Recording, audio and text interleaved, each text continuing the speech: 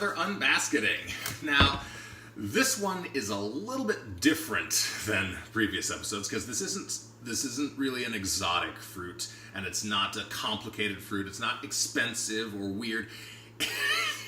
I just thought it was hilarious. I spotted it, and I just had to grab it. I thought it was just ridiculous. So I gotta show you this thing. Just dive right into it. Today we will be unbasketing. Look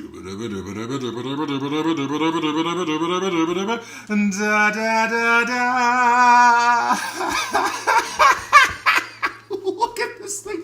It's a pear. This thing. Okay. I got. Here's a better comparison right here. Just look at that. Look at this thing. Look at it. Just.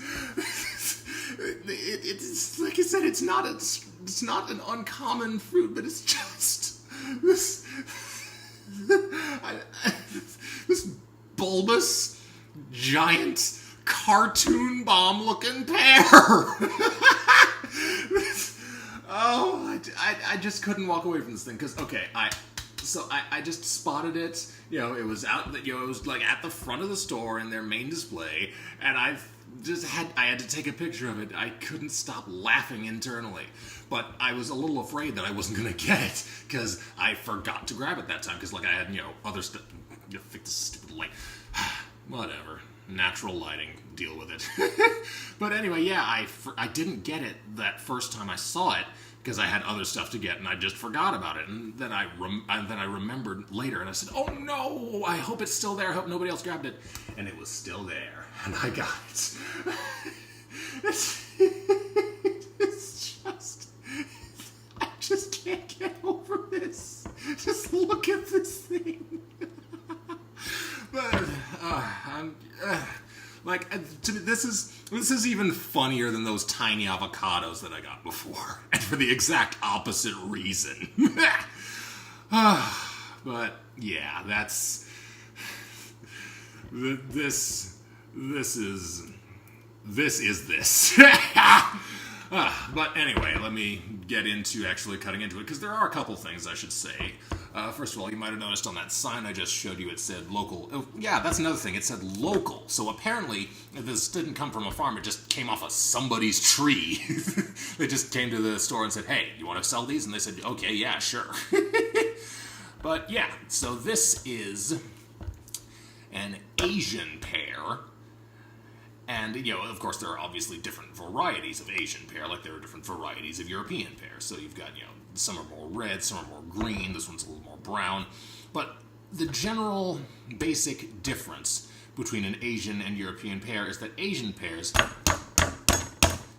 don't get soft when they ripen. They stay, solid. Like, I'm pressing on it. I'm actually pressing on it right now, and it's not going anywhere. So if you ever find an Asian pear that squishes when you touch it, that's not ripe, that's rotten. Walk away.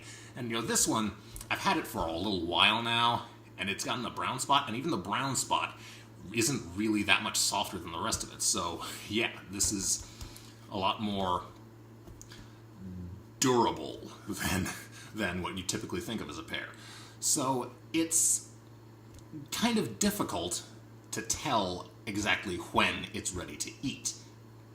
But at some point, you kind of just have to just take it on faith and go for it anyway. Like I said, I've had this for a couple weeks now, and it's starting to go too brown. So I'm deciding, what? I'm just gonna chop into it and go for it anyway. So I almost feel bad doing this because it's just so hilarious. But I'm not gonna waste food. So here we go. Yeah, afraid of that. It's got some rotten spots on the inside too, but yeah, it's mostly okay. Just give it a couple more whacks so it's actually a size that I can fit in my mouth. There we go. That's a perfect little segment right there. Cheers.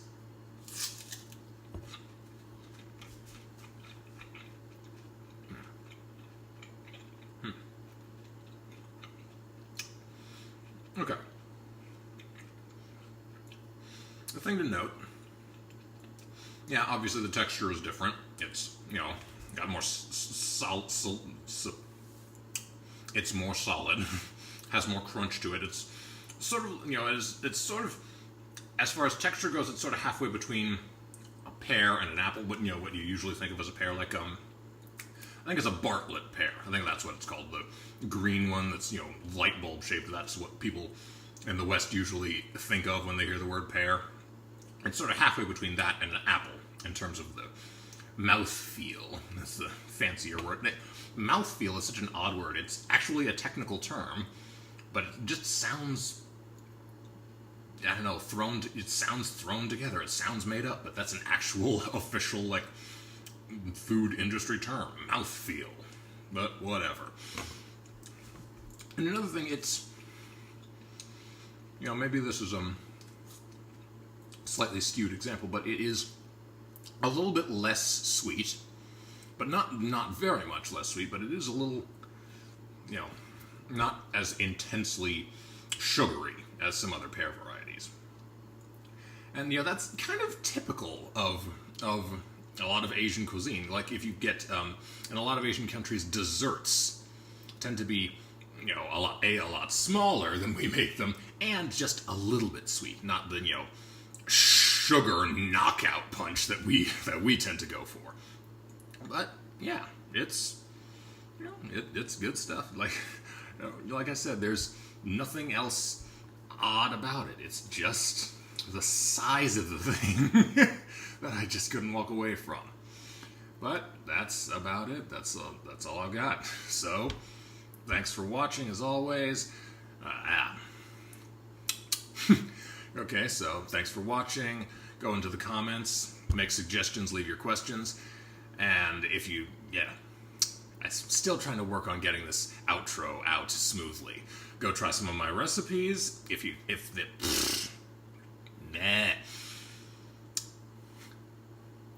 Leave your questions and I'll get it out. Ask your questions, leave suggestions, go try some of my recipes. If they're good, tell me how much you like them. If they suck, tell me how to fix them. You know how YouTube works, do all the things, and I will see you in the kitchen.